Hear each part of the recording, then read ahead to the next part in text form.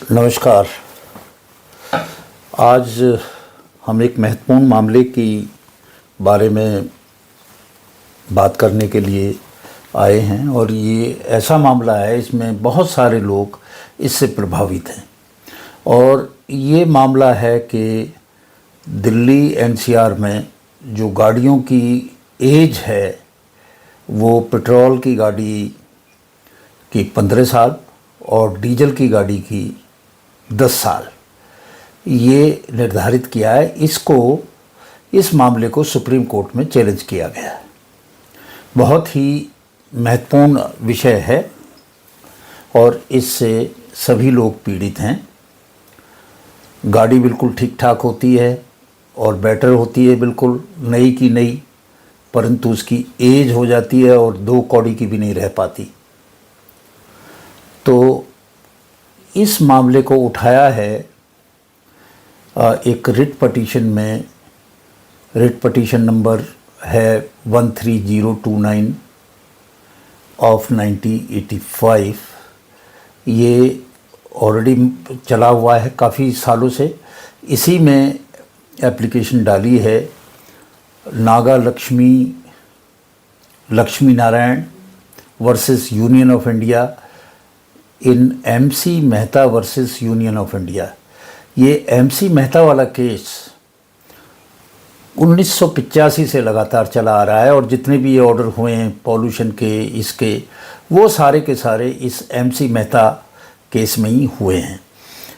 तो इसमें जो आधार लिया है वो बहुत ही सुदृढ़ आधार है। इसमें चैलेंज किया है नागा लक्ष्मी ने कि जो गाइडलाइंस हैं for handling end of life vehicles in public places of Delhi, ये डीजल की गाड़ी को 10 साल और पेट्रोल की गाड़ी को 15 साल की इजाज़त देते हैं। अगर इससे ज़्यादा होगा तो उसको पकड़ लिया जाएगा, दिल्ली में चलने नहीं दिया जाएगा।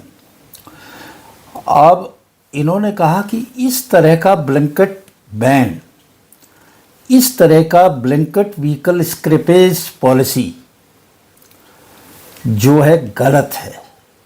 सब पर एक जैसा लागू करना ये गलत है।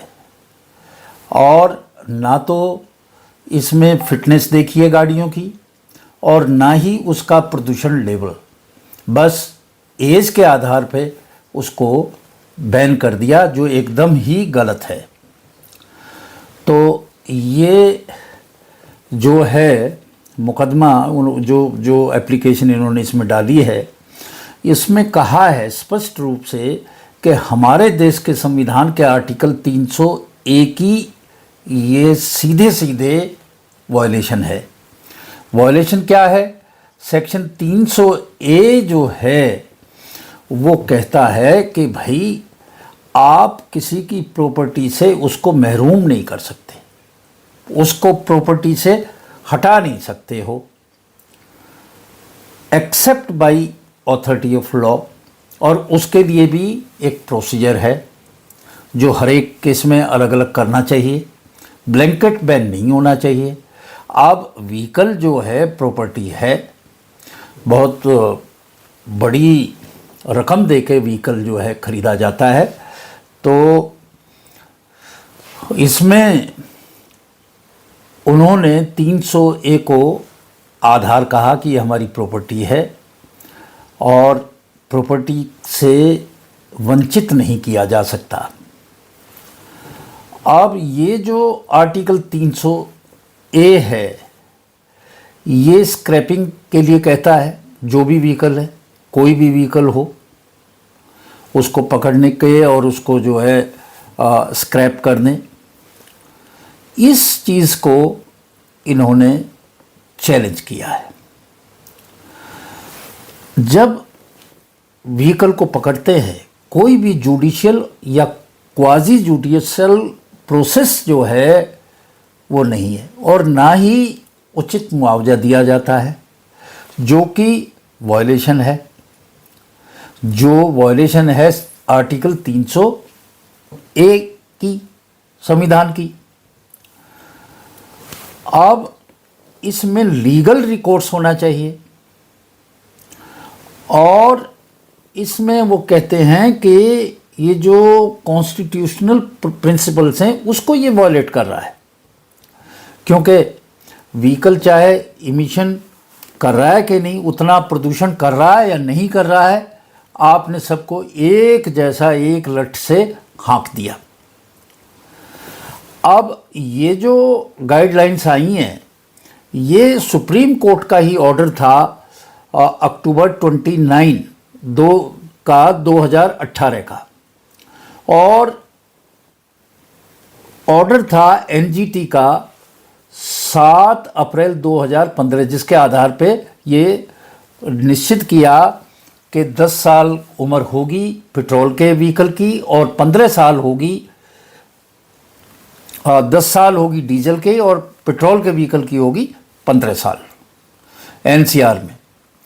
अब ये जो एप्लीकेंट हैं जिन्होंने इस केस में ये डाला है, ये एक ओनर हैं ऑडी डीजल व्हीकल की, जो इन्होंने 2014 में ख़रीदा, और 2014 में एनजीटी का ऑर्डर नहीं आया था, तो उसके बाद ये ऑर्डर आया, और ऑर्डर में कहीं भी ये लिखा हुआ नहीं है कि ये रेट्रोस्पेक्टिवली यानी कि पीछे से लागू होगा। आपके ऑर्डर से पहले उन्होंने कार खरीदी। तो एक और अजीब बात है कि जो रजिस्ट्रेशन सर्टिफिकेट दिया कि गाड़ी रोड के ऊपर चल सकती है, वो दिसंबर 2029 तक है, और गाड़ी ख़त्म हो रही है इस ऑर्डर के हिसाब से 2024 में, यानी कि 5 साल पहले।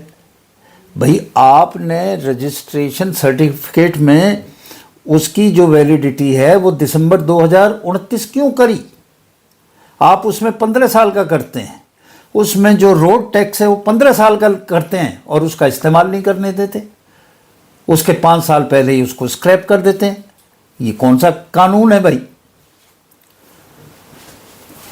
दूसरी जो बात कही कि जो एक्चुअल इमिशन है, जितना वो धुआं दे रही है गाड़ी, प्रदूषण कर रही है, उसको इंडिविजुअल व्हीकल को क्यों नहीं देखते आप?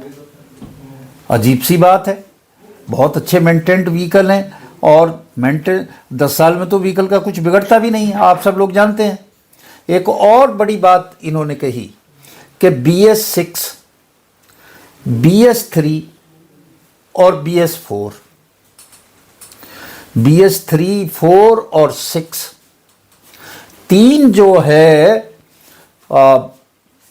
BS6 का भी, BS3 का भी, BS4 का भी अलग अलग स्टैंडर्ड्स हैं, परंतु एज जो है वो सबकी एक ही है।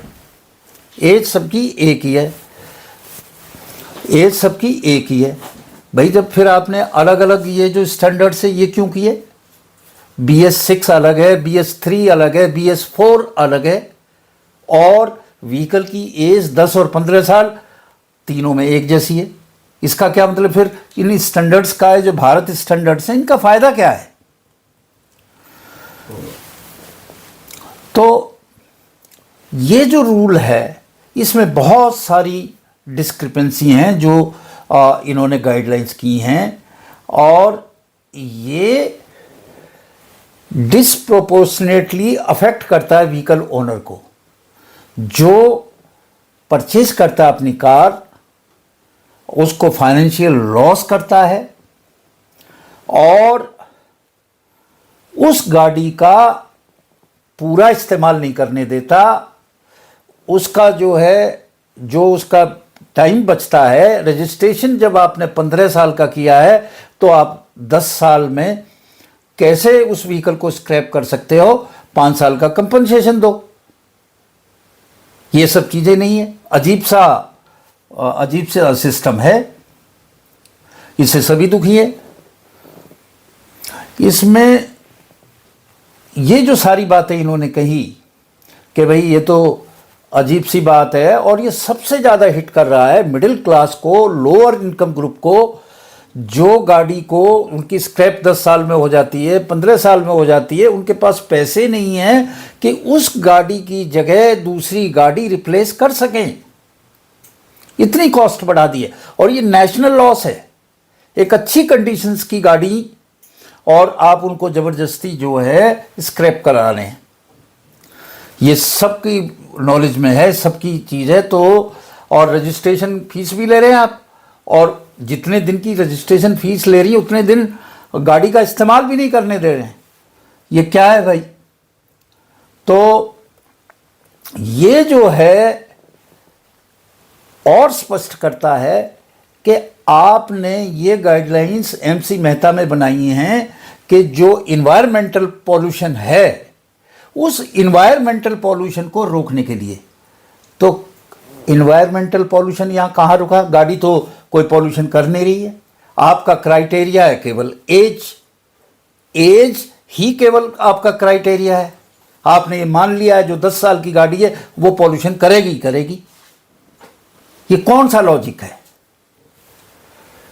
लोग बड़े ढंग से गाड़ियां रखते हैं और 10 साल में गाड़ी का कुछ भी नहीं बिगड़ता है। तो ये मैटर जो है अभी कोर्ट में गया हुआ है और सुप्रीम कोर्ट में इसकी सुनवाई होनी बाकी है। सुप्रीम कोर्ट में इसकी सुनवाई होनी बाकी है और मेरे हिसाब से सब लोगों को इस मैटर को जो है सहयोग देना चाहिए। इससे सभी लोग प्रभावित हैं और सब जानते हैं नेशनल लॉस भी है, पॉल्यूशन का भी इससे कुछ नहीं लेना देना। हाँ, लोगों की जेब जो है ज़रूर इससे कट रही है।